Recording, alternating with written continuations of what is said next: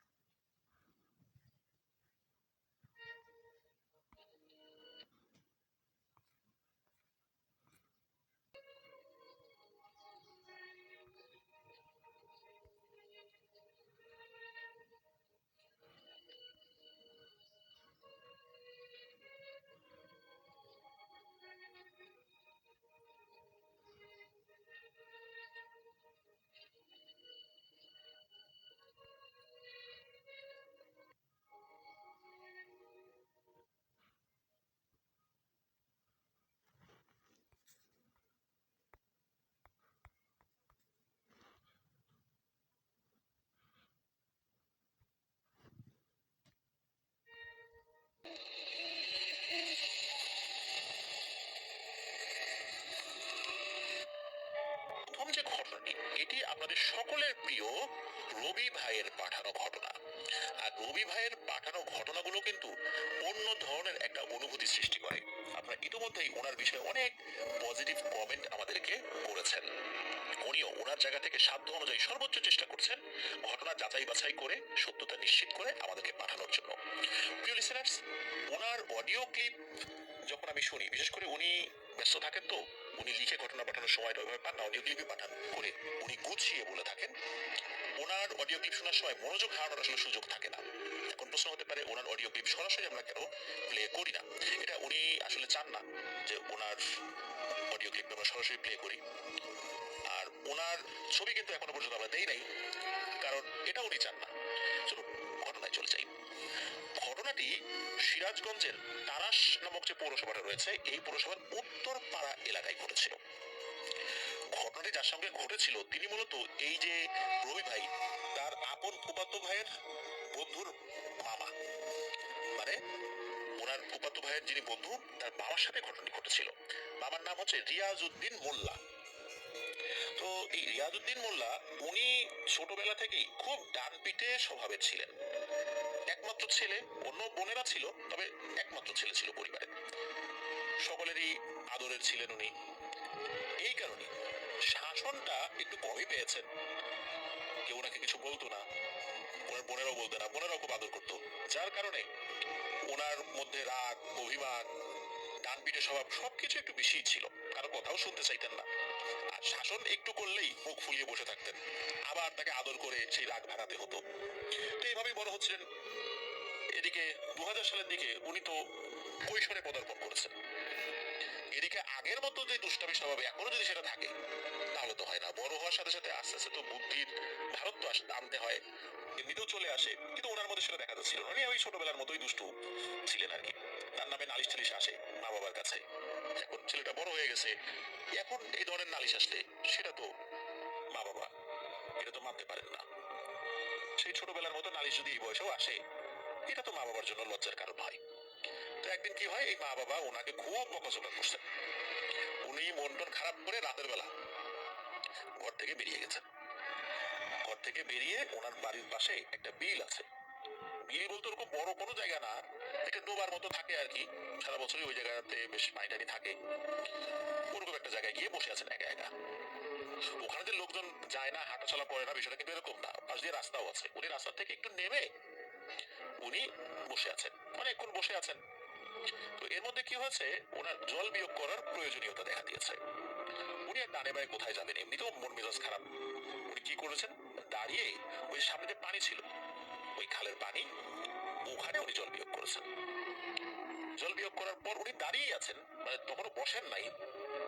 হঠাৎ করে উনি দেখেন যে ওই খালের ওই পাশ থেকে ছপাস ছপাস শব্দ আসছে। মনে হচ্ছে পানির মধ্যে কেউ যদি হেঁটে হেঁটে আসে যেরকম শব্দ হয় ওই রকম, বা কেউ সাঁতার কাটলে যেরকম শব্দ হয় ওই রকম। তখন একদম পূর্ণিমা না থাকলেও মোটামুটি চাঁদনি রাত ছিল, উনি স্পষ্টই দেখতে পাচ্ছিলেন যে কি আসছে। প্রথম দিকে তো বুঝতে পারেন এই শব্দটা কিসের, কিন্তু যখন বুঝতে পেরেছেন শব্দটা কিসের, তখন উনি প্রচন্ড ভয় পান। উনি দেখতে পান একটা বেশ বড় অবয়ব। অবয়বটার পা গরুর মতো, লেজ আছে কিনা এটা বুঝতে পারেন নাই। হাত দুটো বেশ লম্বা, হাত দুটো মানুষের মতো। বডিটা সুঠাম দেহি, যারা ব্যায়াম করে বা জিম করে যেরকম ফিগার হয়, সিক্স প্যাক বডি ওই রকম, তবে কুচকুচে কালো। চেহারাটা গরুর মতো, তবে শিং নাই, কান আছে গরু যেভাবে কান থাকে ওই রকম। আর চোখ দুটো লাল টকটকে। খুব রাগান্বিত ভাবে হেঁটে হেঁটে ওই পানির ভেতর দিয়ে এই রিয়াজউদ্দিন মামার দিকে এগিয়ে আসছে। উনি তো এটা দেখে প্রচন্ড ভয় পেয়েছেন। উনি দিয়েছেন সোজা বাড়ির দিকে এক দৌড়। বাড়িতে গিয়েই উনি ওনার মা বাবাকে ডাক দিয়েছেন। উনি তো বাসা থেকে চলে গেছিলেন রাগ করে, মা বাবাও খুব ক্ষিপ্ত ছিল, চিন্তা করছে একটু পরে চলে আসবে। আর একটু দেরি হয়তো ওনারাই খুঁজতে বের হইতেন, কিন্তু তার প্রয়োজন হয়নি। উনি চলে আসেন, এসে ওনার মা বাবাকে এই বিষয়টা বলেন।